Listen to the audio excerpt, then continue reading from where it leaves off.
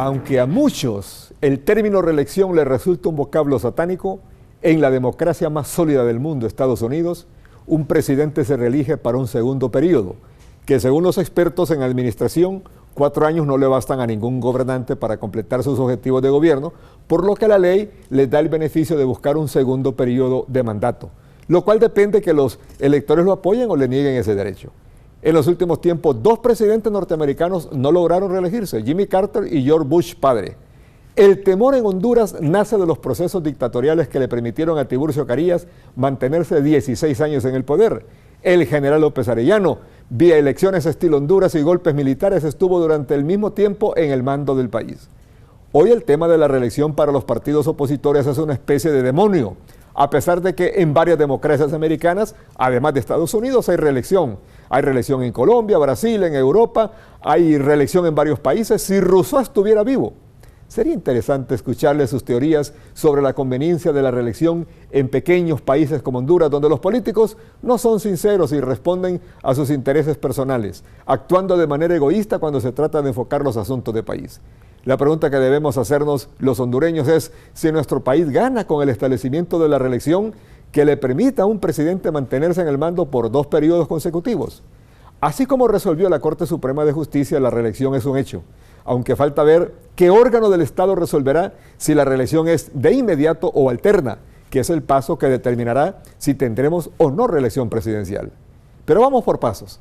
El Poder Judicial tiene entre sus competencias capacidad para resolver sobre peticiones formuladas por los ciudadanos, sobre aspectos contemplados en la misma Constitución, como en otras leyes. Su capacidad para interpretar la ley es suprema e indiscutible y nadie puede alegar contra esta facultad. Cuando en junio del 2009 un juez de primera instancia emitió un fallo prohibiendo la cuarta urna por las razones conocidas por la población, aunque se le haya desconocido la competencia de ese juez, fue la punta del iceberg que lo colocó en el rincón del que quiso salir por la fuerza desafiando a todas las instituciones. Frente a la opinión de un tribunal solo cabe el acatamiento y el respeto. En las elecciones presidenciales, donde George Bush venció al candidato demócrata Al Gore, este último obtuvo la mayor votación individual de los norteamericanos. Pero como la Constitución Federal reconoce como el voto supremo el voto de los delegados del colegio electoral, fue Bush el favorecido por los votos de este colegio y el que asumió la presidencia de Estados Unidos. Al Gore había ganado con mucha ventaja el voto individual de los ciudadanos, pero con un majestuoso respeto a la Constitución, reconoció la victoria de Bush, que ganó en forma dudosa el voto de los delegados electorales del inmenso estado de la Florida, donde se involucró por desgracia un abogado hondureño que pasó a la historia manchado por ese inolvidable capítulo político. La decisión de un tribunal solo merece respeto y hoy a los hondureños nos toca debatir el fallo de la Sala Constitucional anterior.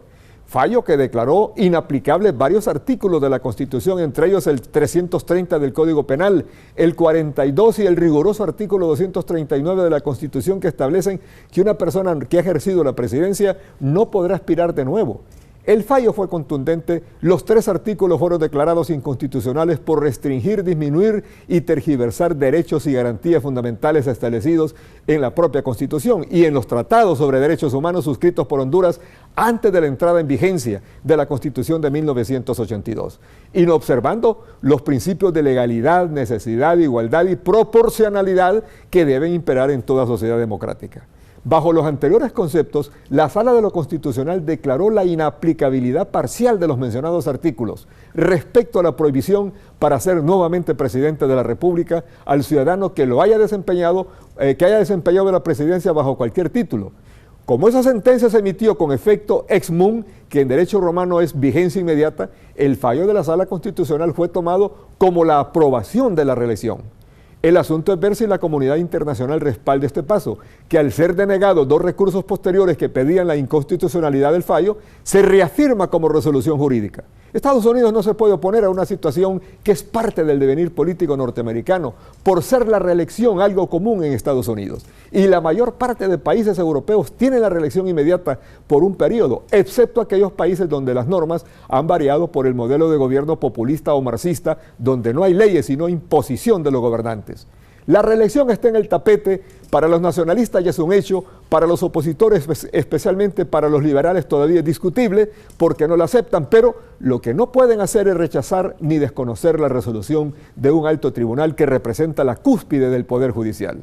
La reelección por resolución del Poder Judicial es un hecho. Lo que viene ahora es definir si la reelección es alterna o es continua. Y aquí sí la cosa es peleaguda, porque ¿a quién le corresponde definir una u otra situación? ¿Al Congreso Nacional o al Poder Judicial? Así son las cosas y así se las hemos contado hoy jueves 14 de abril del 2016. Buenas noches.